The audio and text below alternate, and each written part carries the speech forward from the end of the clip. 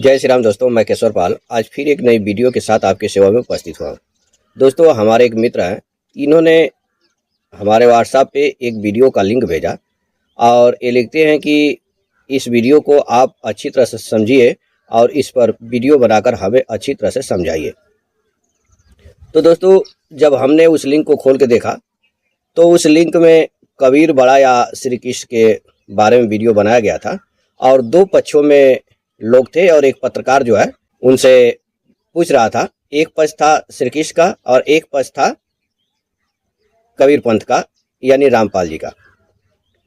तो हमने पूरी वीडियो को देखा है और उस पर जो है कई वीडियो बनाऊंगा, क्योंकि उसमें 2-3 घंटे की वीडियो है, 3 घंटे की, तो एक वीडियो में हम समझा नहीं पाएंगे, तो हम उस पर कई वीडियो बनाएंगे। उसका यह पहला भाग है और आज पहले भाग में देखेंगे कहाँ तक हम पहुँच रहे हैं। तो दोस्तों, हम आपसे कहना चाहेंगे कि ये दोनों जो पक्ष हैं इस वीडियो में, वास्तव में यह दोनों पक्ष रामपाल के ही हैं, केवल लोगों को गुमराह करने के लिए 2 भागों में विभक्त हुए हैं। तो इसमें कहा गया है दोस्तों कि कृष्ण बड़ा या कबीर। तो हम आपसे कहना चाहेंगे कि ना कृष्ण बड़े हैं और ना कबीर बड़े हैं, दोनों एक है। ठीक है, जैसा कि चौपाई आती है, राम कबीरा एक हैं, कहन सुनन को दो सोई जानते, जिनके सदगुरु मिले न होय कबीरा, जिनको सदगुरु मिला न होय। यानी यहाँ पे कहा गया है कि राम और कबीरा एक ही है और जो 2 जानता है उनके लिए बताया जा रहा है कि उनको सदगुरु नहीं मिला है। जैसा कि सदग्रंथ साहिब में गरीबदास जी लिखते हैं, या उस समय की वार्ता लिखते हैं जब कबीर साहब और रामानंद जी के बीच चर्चा हो रहा है, जो हमने बहुत बार दिखाया हुआ है, लेकिन उसमें से कुछ चौपाइयाँ हम आपको पढ़ के सुना रहे हैं। आप स्क्रीन पर भी देख लीजिए। जात पात मेरे नहीं, नहीं बस्ती नहीं गांव, दास गरीब अनन गति, नहीं हमारे नाम कबीरा, नहीं हमारे नाम। यहाँ पे कह रहे हैं कबीर साहब रामानंद जी से कि मेरा कोई जात पात नहीं है और ना ही मेरी कोई बस्ती है और ना ही मेरी कोई गांव है जहाँ की मैं अस्थायी रूप से रहता हूँ। मेरा अनन्य गति है, मेरी गति का कोई था नहीं है कि मैं कब कहाँ कैसे रहता हूँ, और ना ही मेरा कोई नाव है, नहीं हमारे नाम। और रामपाल जी का ज्ञान क्या है कि कबीर साहब सतलोक में कुर्सी लगा के बैठे हुए हैं। ठीक है, तो दोस्तों, यहाँ पे सबसे बड़ा सवाल ये उठ जाता है कि वास्तव में राम, कृष्ण या कबीर या आपका जो नाम हो, चाहे मेरा नाम केशवर पाल है, ये वास्तव में नाम किसके हैं? ठीक है, यह बड़ी समस्या हो जाती है, लोग इसको समझ नहीं पाते हैं। तो दोस्तों, जैसे मेरा नाम केशवर पाल है, यह केशवर पाल किसका है, किसका नाम है? यह नाम मेरे शरीर का है। जब हमने माता के गर्भ से बाहर निकला और जब इस शरीर को धारण किया, तभी यह मेरा नाम केशवर पाल पड़ा। और यह केशवर पाल नाम क्यों पड़ा? क्योंकि लोगों ने हमारा यह नाम हमको देख करके रख दिया। ठीक है, ये नहीं कि हमारा सदा से नाम केशवर पाल है। ठीक इसी प्रकार से दोस्तों, चाहे राम हो, चाहे कृष्ण हो, चाहे कबीर हो, चाहे आप हो, चाहे कोई भी हो, उसका नाम संसार में आने के बाद पड़ता है। कुछ नाम ऐसे होते हैं जो गुण स्वभाव के अनुसार रखे जाते हैं, वो भी इस संसार में रखे जाते हैं। ऐसा ही संसार में कबीर का नाम हो, चाहे कृष्ण का नाम हो, चाहे राम का नाम हो, चाहे आपका नाम हो, चाहे किसी का भी नाम हो, इसी संसार में रखा जाता है। ठीक है, तो कबीर साहब ने तो क्लियर ही कर दिया है कि कलयुग माही नाम कबीरा, ससुकृत मुनिंदर डेरा और कलयुग माहे नाम कबीरा इत्यादि कई बारियां हैं कि उनका जो है सतयुग में ससुकृत नाम था, त्रेता में मुनिंदर नाम था, द्वापर में करुणामय नाम था और कलयुग में उनका नाम कबीर रखा जाता है। और वो कब रखा जाता है? जब आज के 600 वर्ष पहले पैदा होते हैं। उनके पैदाइशी के बारे में भी कई प्रकार की बारियां हैं। कोई कहता है कि वो जंगल के बीच में पैदा हुए, कोई कहता है कि कमल के फूल पर प्रकट हुए, कोई कहता है कि विधवा ब्राह्मणी के गर्भ से पैदा हुए। तो इत्यादि दोस्तों उनके बारे में विस्तार से बताया जाता है और यह बताया जाता है कि उनका नाम कलयुग में 600 वर्ष पहले पड़ा, जब वो पैदा हुए थे। उसके पहले किसी भी ग्रंथ में किसी भी जगह उनका नाम नहीं है। लेकिन रामपाल जी ने क्या भ्रमित किया लोगों को कि वेदों में कबीर का नाम है, कबीर साहब पूर्ण परमात्मा है। वास्तव में दोस्तों रामपाल जी एक चतुर, कपटी और ठग है। इन्होंने बड़ी चतुराई से शब्द, संत और पंथ तीन चीज को खोजा। शब्द कौन सा खोजा? कबीर, कबीरागनी, कबीर देव, कबीरा, खबीरा जो बाइबल कुरान में आया, और आलम बड़ा कबीर, हक्का कबीर इत्यादि जो गुरु ग्रंथ साहिब में आया। इस चीज को रामपाल ने खोज लिया और बड़ी चतुराई से इसको प्रयोग किया।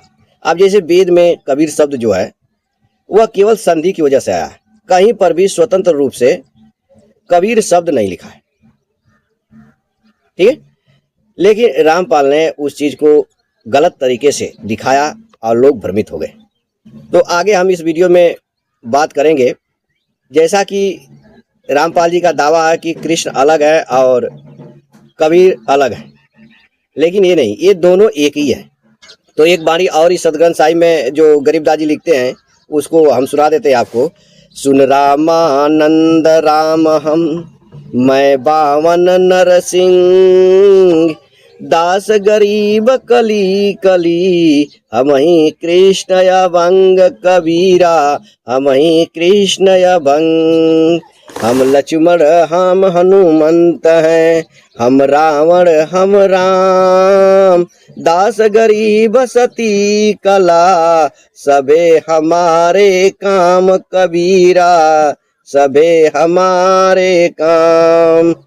मैं माया मैं काल हूँ, मैं हंसा मैं बंस, दास गरीब दयाल मैं, हम ही करे बिंदवस कबीरा, हम ही करे बिंदवस।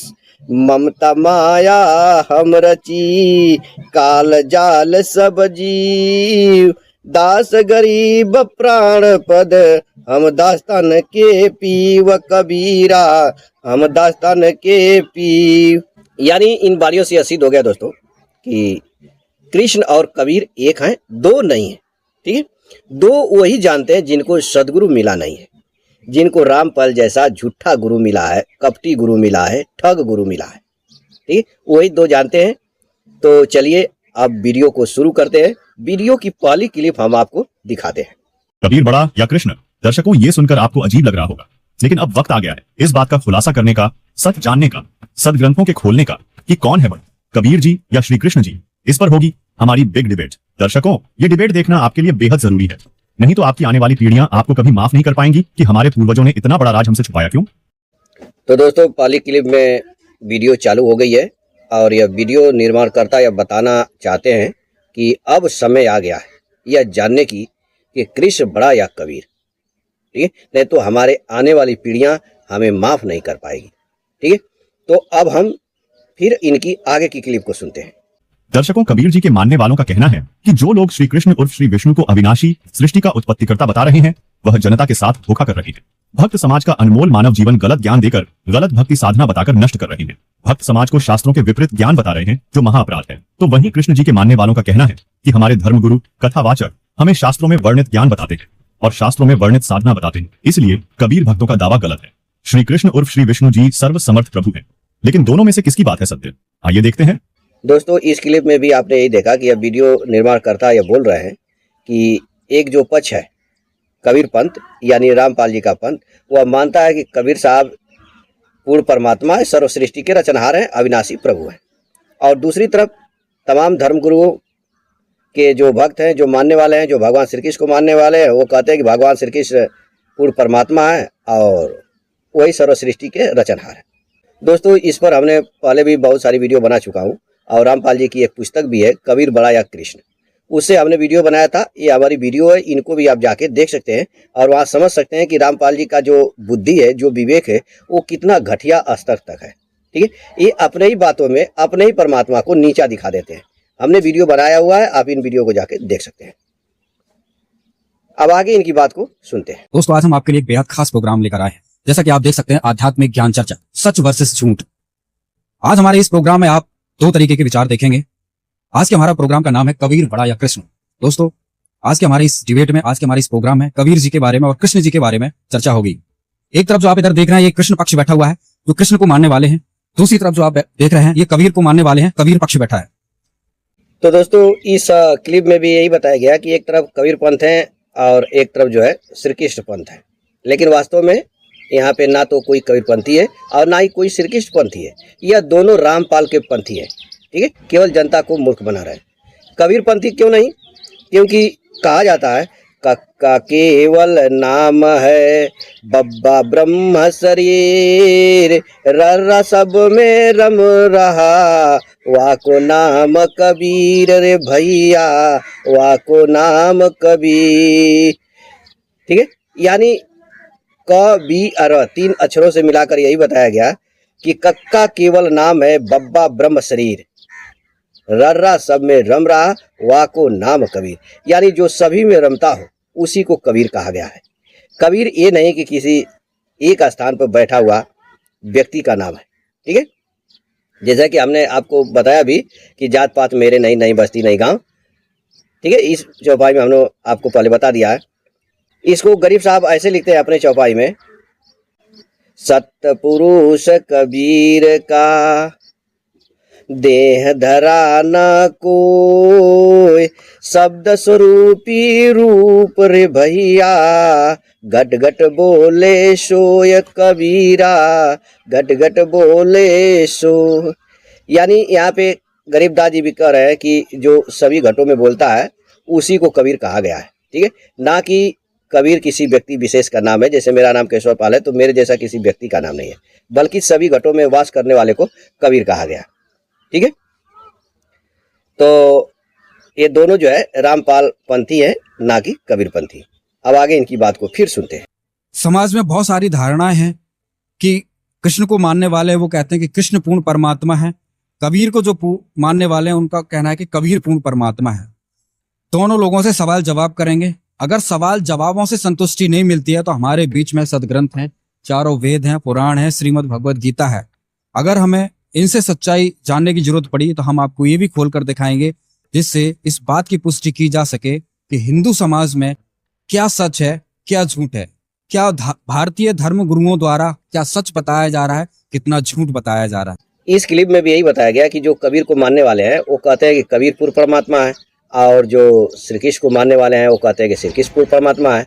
लेकिन जब बात फंसेगी तो हम जो है वेदों, गीता वेद पुराणों का सहारा लेंगे। ठीक है, तो चल भाई थोड़ा गीता वेद पुराणों का सहारा लेकर के सिद्ध कर कि कौन बड़ा है। ठीक है, तो आगे इनकी बात को फिर सुनते हैं। दर्शकों, इससे पहले हम आपको एक चीज और बता दें, जो कबीर पक्ष है ये संत रामपाल जी महाराज के भक्त हैं, जो संत रामपाल जी महाराज को मानने वाले हैं। और ये जो कृष्ण पक्ष है इसमें इस्कॉन के मानने वाले हैं, कुछ अनुरुद्धाचार्य के फॉलोवर्स हैं, कुछ प्रेमानंद के फॉलोवर हैं, कुछ धीरेन्द्र शास्त्री को भी मानने वाले हैं, कुछ देवकी नंदन को भी मानने वाले हैं, कुछ चित्रलेखा को भी मानने वाले हैं। तो इन दोनों पक्षों की चर्चा शुरू करेंगे और जानेंगे कि कौन सच बोलता है, कौन झूठ बोलता है, किसके ज्ञान में कितना दम है, किसका ज्ञान कितने शास्त्रों पर खरा उतरता है। क्या वेद शास्त्र जो हजारों लाखों वर्षों से चले आ रहे हैं, क्या कृष्ण पक्ष उस पर खरा उतरता है या कबीर पक्ष उस पर खरा उतरता है? तो चल भाई, जिनके पास बुद्धि विवेक होगा वो तो ये जान ही चुके हैं कि ये दोनों पक्ष जो है स्वयं रामपाल के हैं। यहाँ पे कोई ना तो कबीर पंथी है, ना ही तो कोई श्री कृष्ण पंथी है। क्योंकि असली कबीर पंथी होगा और असली श्री कृष्ण पंथी होगा तो यह जानता होगा कि सब कुछ वही है। ठीक है, श्री कृष्ण भी वही है और कबीर भी वही है। जहाँ पर भगवान श्री कृष्ण ने गीता में बार बार यही कहा कि मैं ही सब कुछ हूँ। गीता अध्याय 7 के 19 में भगवान ने कहा कि मनुष्य जन्म में अर्थात अंतिम जन्म में वासुदेव सर्वम, परमात्मा ही सब कुछ है, ऐसा जो जानता है वह ज्ञानवान मेरे शरण होकर के जानता है, वह ज्ञानवान है और मेरे शरण होता है, वह महात्मा अत्यंत दुर्लभ है। यानी परमात्मा ही सब कुछ है, जो इस बात को जान जाए वही ज्ञानवान है। और उस परमात्मा के शरण में होने वाला कि परमात्मा ही सब कुछ है, मैं उस परमात्मा के शरण में हूँ, ऐसा महात्मा अत्यंत दुर्लभ है। ठीक है, तो चल भाई आगे तू अपनी वीडियो को फिर जारी रख, हम देखते हैं आगे तू क्या बोलना चाहता है। दर्शकों, जिस प्रकार किसी भी बात की सत्यता और सत्यता को जांचने के लिए एक आधार माना जाता है जो दोनों पक्षों को मान्य होता है, जैसे किसी जमीनी विवाद को सुलझाने के लिए अगर दोनों पक्षों को संतुष्ट करना हो तो अधिकारी उस जमीन में गड़े हुए मील के पत्थर को आधार मानकर पैमाइश करता है। वो मील का पत्थर दोनों पक्षों को मान्य होता है। जब मील के पत्थर को आधार मानकर जमीन की पैमाइश होती है तो जमीनी विवाद सुलझ जाता है। ठीक इसी प्रकार आज हमारे सामने दो पक्ष है जिनमें इस बात को लेकर के आध्यात्मिक बहस छिड़ी है कि पूर्ण परमात्मा कौन है, कबीर बड़ा है या कृष्ण बड़ा है। इस आध्यात्मिक विवाद को सुलझाने के लिए हमारे आधार यानी मील का पत्थर है सूक्ष्म वेद, पवित्र चारों वेद, पवित्र श्रीमद् भागवत गीता और पवित्र 18 पुराण। ये सभी शास्त्र दोनों पक्षों को मान्य है। तो आइए आज इन शास्त्रों को आधार मानकर पड़ताल करते हैं कि कौन है बड़ा, कबीर या कृष्ण। तो चल भाई, जैसे जमीन की पैमाइशी के लिए मील के पत्थर से पैमाइशी किया जाता है, हम लोग भी ये जानते हैं, वैसा ही तू यहाँ पैमाइशी कर ग्रंथों से, और हम लोगों को ये बताओ कि कौन बड़ा है, क्योंकि हम लोग यही जानना चाहते हैं। ठीक है, तो चल आगे अपनी बात को जारी रख, और हम दोस्तों आपसे कहेंगे कि आप इनकी आगे की बात को ध्यानपूर्वक सुनिए। तो दर्शकों, वीडियो शुरुआत करते हैं और सबसे पहले हम कृष्ण पक्ष की तरफ से सवाल लेते हैं। सर, हमारा आपसे सवाल है, श्री कृष्ण के बारे में आप क्या कहना चाहें?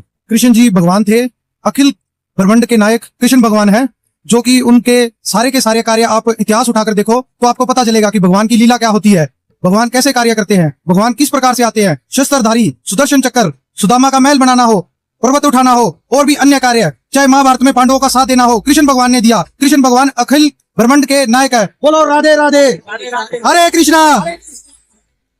दोस्तों, आपने इस वीडियो में सुना, ये जो श्री कृष्ण पक्ष के लोग हैं, ये राधे राधे हरे कृष्णा बोल दिए। ये वास्तव में रामपाल के ही शिष्य है, और अब तो इन लोगों का नाम खंड हो गया है, लेकिन फ्री में नाम दीक्षा फिर से दे दी जाएगी, क्योंकि रामपाल जी की जो दीक्षा है वो बिल्कुल फ्री है, मुफ्त है, तो इनका नाम फिर से जोड़ दिया जाएगा। मगर ये जो है रामपाल जी के भक्त नहीं है। अब हम आगे फिर पत्रकार की बात को सुनते हैं, वह जाएगा अब रामपाल जी के भक्तों के पास, देखते हैं वो क्या कहते हैं। तो इन्होंने बताया कि भाई कृष्ण ही अखिल कोटि ब्रह्मांड के नायक हैं। अब हम कबीर पक्ष की तरफ चलते हैं और इनसे सवाल जानते हैं। जैसा कि कृष्ण के मानने वाले हैं, इन्होंने कहा कि कृष्ण जी ही पूर्ण परमात्मा है। आप कैसे सिद्ध करोगे कि कबीर क्या है? क्या कबीर के बारे में? जी, कबीर जी के बारे में सिद्ध करने की जरूरत नहीं, क्योंकि कबीर जी तो खुद ही परमात्मा है, और वो खुद ही सिद्ध करके जा चुके हैं कि वो परमात्मा थे। आज से 600 साल पहले कबीर जी आए, उन्होंने ऐसी ऐसी लीलाएं की जिससे ये सिद्ध हो जाता है कि वो परमात्मा थे, है और रहेंगे। तो इनको हम वेद से, शास्त्रों से और कबीर सागर से सिद्ध करके दिखाएंगे अपने गुरुजी की दया से कि कबीर ही भगवान है, और अनंत कोट ब्रह्मांड के मालिक वही है, और वही अविनाशी है, वो ना कभी जन्मते हैं और ना कभी मरते हैं।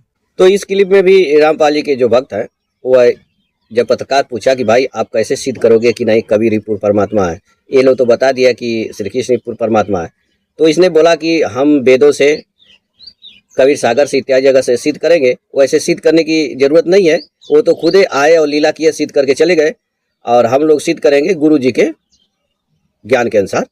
ठीक है, तो अब देखते हैं पत्रकार आगे कहाँ जाता है और किससे क्या पूछता है।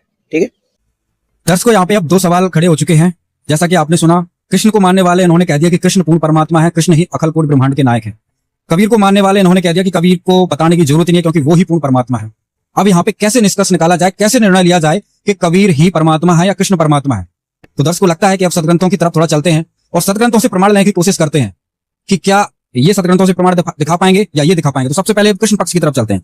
आपने कहा कि कृष्ण भगवान है, हमारे पास चारों वेद रखे हुए हैं, वेद सनातन है। वेदों में किस मंत्र में, किस श्लोक में कृष्ण का नाम लिखा हुआ है? देखो, सबसे पहली बात, गीता जी का ज्ञान कृष्ण जी ने बोला। जिस शास्त्र को उठा के शास्त्र करते हैं हम, किसी ज्ञान चर्चा को करते हैं, वो शुरुआत ही भागवत गीता से होती है। वो गीता बोली कृष्ण भगवान ने है, तो भगवान कौन हुआ? कृष्ण। मतलब एक मिनट। तो दोस्तों, अभी ये पत्रकार जो है श्री कृष्ण भक्तों से पूछा कि भाई कबीर भक्त बता रहे हैं कि कबीर जी का नाम वेदों में है, तो तुम लोग बताओ कि किस वेद के किस मंत्र में कृष्ण का नाम है। ठीक है, तो ये जो भाई थे, इन्होंने कि सभी शास्त्रार्थ जो है होते हैं वो गीता से शुरू होते हैं, तो गीता को भगवान श्री कृष्ण ने बोलिए इत्यादि इन्होंने कहा, मगर ये नहीं बताया कि भाई वेदों में श्री कृष्ण का भी नाम है। ठीक है, तो हम आपको आज दिखा देते हैं सामवेद अध्याय 9 और 6वां कांड में मंत्र नंबर 2 में कृष्णम शब्द लिखा हुआ है। तो दोस्तों, आपने इसमें देखा कि कृष्ण मस्ती शब्द आया हुआ है। ठीक है, तो हम क्या कहें कि नहीं देखो भाई ये कृष्ण के लिए है?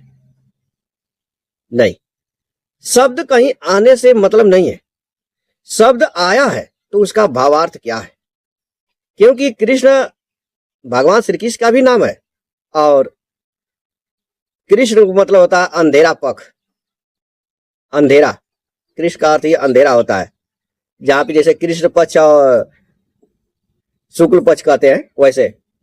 तो इसका अर्थ ये नहीं कि जहां भी श्री कृष्ण लिखा जाए, कृष्ण लिखा हुआ आ जाए तो हम कहें कि यह श्री कृष्ण के लिए है, या देखो यहाँ पे श्री कृष्ण भगवान का नाम है। नहीं, वहां पे भाव के अनुसार देखेंगे कि वहां भाव क्या चीज चल रहा है।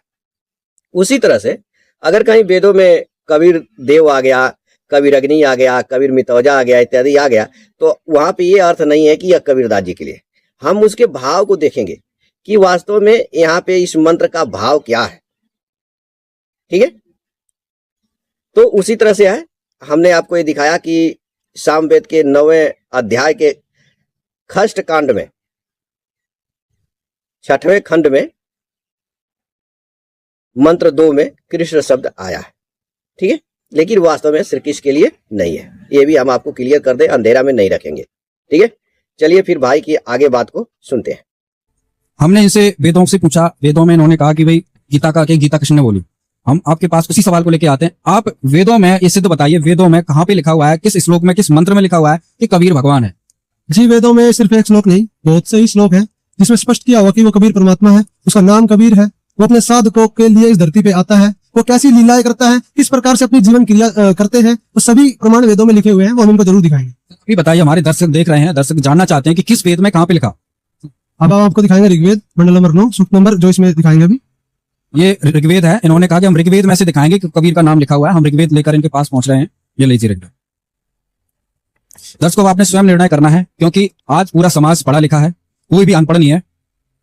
हजारों वर्षों से कृष्ण को मानने वाले हैं, सैकड़ों वर्षों से कबीर को मानने वाले हैं। जी हाँ, हाँ जी। तो दोस्तों, यह पत्रकार गया कबीर भक्तों के पास और उनसे बोला, भाई ये लोग तो श्री कृष्ण भक्त नहीं दिखा पाए कि नहीं श्री कृष्ण का नाम वेदों में है, आप बताओ किस में है। तो कबीर भक्त क्या बोल रहे हैं कि वेदों में तो बहुत जगह लिखा हुआ है, लेकिन हम आपको ऋग्वेद के 9वें मंडल के 20वें सूक्त के पहले मंत्र में हम दिखाते हैं कि कबीर का नाम है। तो पत्रकार भाई ये भी कह रहे हैं कि आजकल पढ़ा लिखा समाज है और इनको कोई चुतिया नहीं बना सकता। तो वास्तव में दोस्तों, रामपाल जो है पढ़े लिखे लोगों को ही चुतिया बनाते हैं। यहाँ पे जो मंत्र ये दिखा रहे हैं, तो दोस्तों अभी आप रामपाल जी के भक्तों की बात को सुन रहे थे। जब पत्रकार इनसे पूछा कि भाई कृष्ण पक्ष वाले तो नहीं दिखा पाए कि श्री कृष्ण का नाम वेदों में है, क्या आप लोग दिखा सकते हो? तीनों ने कहा कि नहीं, हम तो बहुत जगह दिखा सकते हैं, लेकिन एक मंत्र हम दिखाते हैं, ऋग्वेद मंडल नंबर 9 सूक्त नंबर 20 और मंत्र नंबर 1। तो यह ऋग्वेद का मंडल 9 है और हमारे पास श्री राम शर्मा आचार्य द्वारा अनुवादित पुस्तक है। ठीक है, इसके 20वें सूक्त के पहले मंत्र में ये शब्द आया है, कबीर देव बीत ए अव्यो। ठीक है, यहाँ पे इसको दिखा करके रामपाल के चेले क्या कह रहे हैं कि नहीं, ये कबीर देव यानी कबीर दास जी के लिए आया है। ठीक है, तो दोस्तों यह कबीर देव जो शब्द है कैसे बनता है, इसको हम आपको दिखा देते हैं। यह पत्रकार ये भी बोला दोस्तों कि आजकल पढ़ा लिखा समाज है। ठीक है, तो वास्तव में हम ये कहेंगे कि रामपाल जो है पढ़े लिखे समाज को ही मूर्ख बनाते हैं, दूसरे को नहीं मूर्ख बनाते। जो नीपढ़ है वो तो भाई नीपढ़ ही है, लेकिन पढ़ा लिखा ही मूर्ख बनता है यहाँ पे। तो दोस्तों यह देखिए, कबीर प्लस देव 2 शब्द है और यह कबीर देव बन जाता है। लेकिन कबीर देव कैसे बनता है? यह विसर्ग संधि के रुतो नियम के तहत आता है। आप स्वयं से जब आपके अंदर जागृति उत्पन्न होगी और आप संधि पढ़ेंगे, विषय बहुत बड़ी है इसकी, जाकर पढ़ेंगे तो आप इस बात को समझ जाएंगे। ठीक है, विसर्ग संधि में एक नियम है कि जब विसर्ग से पहले, इसको विसर्ग कहते हैं, इसके पहले आ को छोड़ाकर कोई मात्रा हो और विसर्ग के बाद वर्ग का तीसरा चौथा पांचवा वर्ण हो, या चाहे कोई भी स्वर हो, या चाहे य र ल व ह हो, तो विसर्ग के स्थान पे आधा र हो जाता है। ठीक है, इसको आधा र बोलते हैं। ठीक है, तो दोस्तों र भी कई प्रकार के होते हैं। हमारे भाषा में, संस्कृत भाषा या हिंदी भाषा में र कई प्रकार के होते हैं। एक को रेफ र बोलते हैं, एक को सामान्य र बोलते हैं, एक को पदेन र बोलते हैं। ठीक है, अब रेफ र किसे बोलते हैं? कि जो ऊपर ऐसे लगे उसको रेफ र बोलते हैं। सामान्य र किसे बोलते हैं? जो ऐसे हो, जो ऐसे हो इसको क्या बोलते हैं? सामान्य र। और पदेन र किसको बोलते हैं? जैसे क्रम, ये लिखते हैं तो इसमें जो ये नीचे लगा हुआ है इसको पदेन र बोलते हैं। इसमें क्वालिटी होती है, सामान्य र जो होता है ये वाला ये पूरा होता है, पदेन र वाला भी पूरा होता है, लेकिन यह हाफ र जो होता है यह ऊपर जो लगता है इसको हाफ र बोलते हैं। ठीक है, तो यहाँ पे नियम बताया जा रहा है कि विसर्ग से पहले आ को छोड़ाकर कोई मात्रा हो तो यहाँ पे मात्रा ई आ गई। अब विसर्ग के बाद वर्ग का तीसरा चौथा पांचवा वर्ण हो तो दोस्तों 5 वर्ग हमारे यहाँ होते हैं और हर वर्ग में 5 मात्राएं होती है। जैसे पहला वर्ग है क ख ग घ और अंगा, ये पहला वर्ग होता है, इसमें 5 मात्रा होती है। इसी तरह से 5 वर्ग होते हैं। ठीक है, तो यहाँ पे नियम बताया जा रहा है कि वर्ग का तीसरा चौथा पांचवा वर्ण हो तो यहाँ पे जो है त वर्ग का त थ द ध और न, इस वर्ग का यह द जो है तीसरा अक्षर है। ठीक है, तो इसलिए बताया जा रहा है कि अगर ऐसा आ जाए तो जो विसर्ग है वो आधा र में बदल जाता है। ठीक है, तो अब यहाँ पे ऐसे हो जाएगा, मेरी कलम भी नहीं चल रही है दोस्तों, ऐसे हो जाएगा, देखिए ये आधा र हो जाएगा प्लस देव, और जब इसको बराबर करेंगे तो यह हो जाएगा, ये आधा र इसके ऊपर चढ़ जाएगा। ठीक है, तो यह हो जाएगा देव। ठीक है, ऐसा हो जाएगा कबीर देव। ठीक है, यह नहीं कि यह किसी कबीर दास जी के लिए है। ठीक है दोस्तों, यहीं पर हम आपको क्लियर कर देते हैं कि ये वास्तव में कबीर दास जी के लिए नहीं है। ठीक है, यह जो कबीर देव बीते अव्यय लिखा हुआ है, अब यहाँ पे देखिए यह ऋग्वेद का मंडल नंबर 1 सूक्त नंबर 31 है और इसका मंत्र नंबर जो है 2 है। यहाँ पे देख लीजिए 2 है। यहाँ पे कबीर देवा नाम लिखा हुआ है और दीव माता भी लिखा हुआ है। तो अगर कबीर देवा नाम का कबीर दास जी जोड़ लेंगे, चलो हम मान लेते हैं कि यह कबीर दास जी हुआ, तो दीव माता का अर्थ 2 माताएं होती है। तो हमें यह बताना पड़ेगा, जो लोग इसको मानते हैं कि मानेंगे कि नहीं ये कबीर दास जी के लिए है, तो उनको यह बताना पड़ेगा कि भाई कबीर दास जी की 2 माता कौन है, क्योंकि इस मंत्र में दीव माता शब्द भी आया है। ठीक है, आप मेरे भाव को समझ रहे होंगे। अगर कबीर देव बीतीय अव्यय शब्द जो ये था, फिर से दिखा देते हैं आपको, ये था, इसको अगर कबीर दास जी से जोड़ रहे हो तो यहाँ पर भी कबीर देवा नाम लिखा हुआ है। ऋग्वेद मंडल नंबर 1 के सूक्त नंबर 31 के मंत्र नंबर 2 में यह शब्द जो लिखा हुआ है, तो अब यहाँ पे दीव माता भी लिखा हुआ है। तो इसके लिए तुम क्या करोगे, अब यहाँ पे बताना पड़ेगा कि भाई बताओ, तुम्हारे हिसाब से हम इसको मान लें कि कबीर दास जी के लिए है, तो इस नीचे वाले को बताओ दीव माता। ठीक है, यह दीव माता किसके लिए आया है, कबीर दास जी की 2 माताएं हैं या नहीं है।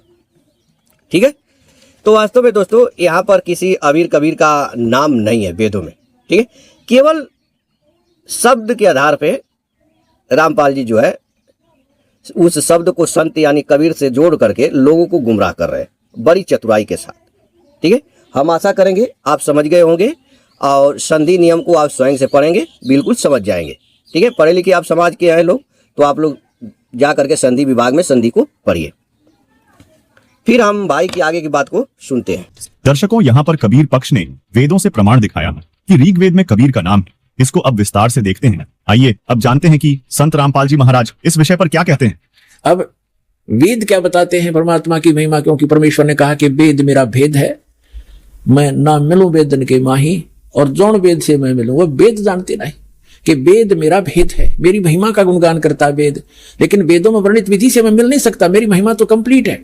लेकिन जिस वेद से, वेद माने ज्ञान से, तत्व ज्ञान से मैं मिलूं, वो ये चारों वेद जानते नहीं, इनमें वो ज्ञान नहीं है।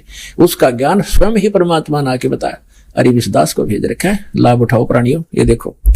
तो दोस्तों अभी यहाँ पर रामपाल जी की बात को सुन रहे थे। रामपाल जी ने एक चौपाई बोला कि वेद हमारा भेद है, मैं ना वेदन के माही, जौन भेद से मैं मिलूं तौन वेद जानत नहीं। ठीक है, जिस भेद से मैं मिलूंगा उसको वेद जानते नहीं है, वेद में हमारा भेद है। तो दोस्तों इसका अर्थ क्या चीज़ है, रामपाल जी ये कहना चाहते हैं कि वो कबीर परमात्मा है, अपने बारे में बता रहे हैं। ठीक है, लेकिन वास्तव में इसका अर्थ यह है कि वेद यानी ज्ञान।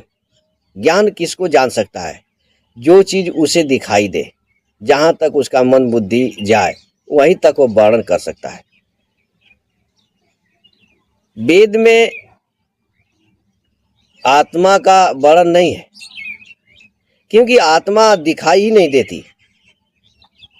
ठीक है, आत्मा के बारे में तुम सोच ही नहीं सकते हो। तो ऐसा एक चौपाई रामचरितमानस में भी आया है, हमको याद नहीं आ रहा है, वहां पे लिखा है कि नेति नेति जय वेद निरूपा, और आगे की हमें याद नहीं आ रही है, मैं भूल रहा हूँ वहां पे। तो यहाँ पर भी नेति नेति आया है कि वेद नहीं जानते, वेद नहीं जानते, वही परमात्मा जो है कि राम रूप में आते हैं। ठीक है, जिनको वेद नहीं जानते। तो इत्यादि मतलब यहाँ पे वर्णन होता है। तो इसका अर्थ ये नहीं कि कबीरदास जी कह रहे हैं कि हम ही परमात्मा है। ठीक है, तो हम आज की वीडियो को यहीं रोकेंगे और फिर यहाँ से अगला भाग बनाएंगे, क्योंकि वीडियो काफ़ी लंबी हो जाएगी। तो अभी तक हमने आपको बता दिया है कि वेद में कबीरदास जी का नाम नहीं है। अगर मंडल 9 के सूक्त 20 के मंत्र 1 के अनुसार कबीरदास जी से जोड़ा जाता है, तो वहीं मंडल 1 के सूक्त 31 के मंत्र 2 के अनुसार कबीर देव, जो कबीर देवा नाम शब्द आया है और उसमें जो है कि दिवमाता शब्द आया है, तो वहाँ पे बताना पड़ेगा इन रामपाल भाइयों को कि कबीरदास जी की 2 माताओं का क्या नाम है। ठीक है, तो हम आशा करेंगे आप समझ गए होंगे। अभी तक के वीडियो में वेद में कबीरदास जी नहीं मिले। ठीक है, हम कल वीडियो बनाएंगे, फिर उसमें आपको बताएंगे। तो आज के लिए इतना ही, फिर मिलेंगे नेक्स्ट वीडियो में। तब तक के लिए जय सीताराम।